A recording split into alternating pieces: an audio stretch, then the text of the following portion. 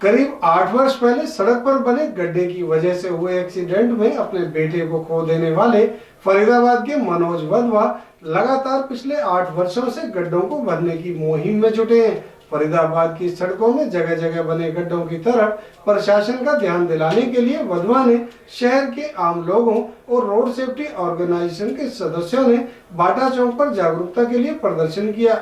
फरीदाबाद की सड़कों पर गड्ढे भरते दिखाई दे रहे यह शख्स मनोज वाधवा हैं, जो फरीदाबाद के सेक्टर 16 के निवासी हैं।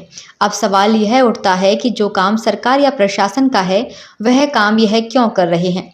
इसके पीछे की वजह है कि फरीदाबाद की सड़क पर बने गड्ढों के चलते इन्होंने अपने 3 साल के बेटे पवित्र को खो दिया था, जिसका दर्द इनके सीने में आज भी जिंदा है। और मनोज का कहना है कि जो दर्द उन्होंने सहा है, वह नहीं चाहते कि किसी और को यह दर्द सहना पड़े।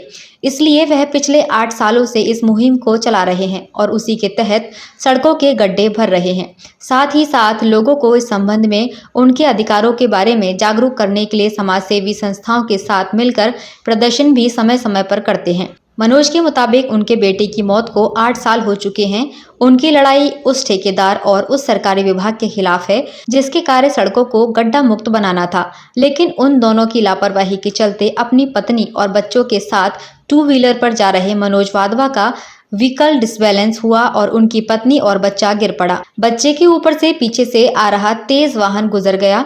इस हादसे में उनके बच्चे की मौके पर ही मौत हो गई।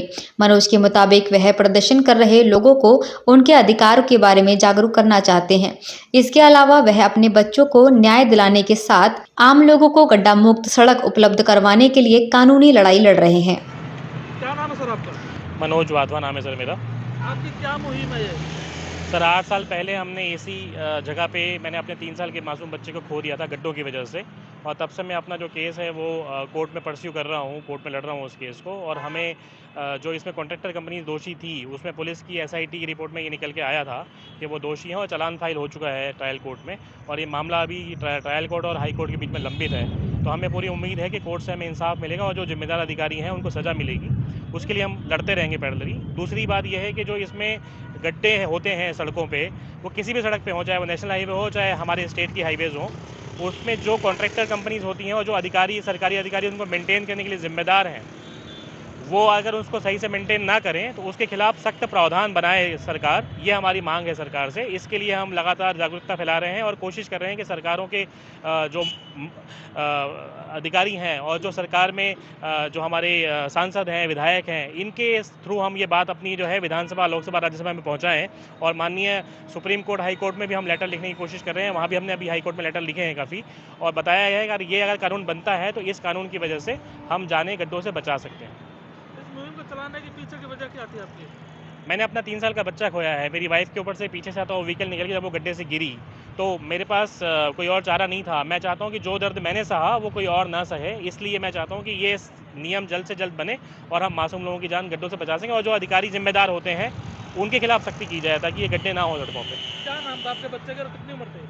मेरे बेटे का नाम पवित्र था और वो 3 साल का था उस टाइम पे जब हादसा हुआ। आपकी मुहिम को प्रशासन और सरकार से किस तरह का सहयोग मिल रहा है? देखिए, प्रशासन और सरकार से कोई सहयोग नहीं मिला है मुझे। पुलिस ने पहले बहुत ढूल-मूल रैया बनाते हुए इस केस को हिट एंड रन में तब्दील कर दिया था। माननीय हाई कोर्ट के इंटरवेंशन की वजह से ये मामला फिर से रीओपन हुआ और SIT ने ये माना जांच रिपोर्ट में कि इसमें कॉन्ट्रैक्टर कंपनी दोषी हैं, तभी उनके खिलाफ चालान फाइल हुआ, वरना पुलिस की तरफ से हमें पुलिस कोई सपोर्ट नहीं मिला।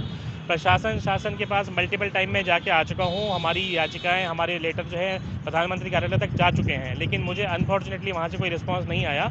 अभी मैं कुछ सांसदों के माध्यम से इस मुहिम को आगे बढ़ाने की कोशिश कर रहा हूँ ताकि ये बिल जो है लोकसभा में एक बिल की शक्ल में पहुँचे, कानून की शक्ल में पहुँचे, और ये कानून जल्द से जल्द मिलकर सभी पार्टियाँ, चाहे कोई भी पार्टी लाइन हो, सब इसको मिलकर पारित करें ताकि जान को बचाया जा सके। जब आप ये काम करते हैं तो लोग इस बात को कैसे अप्रिशिएट करते हैं?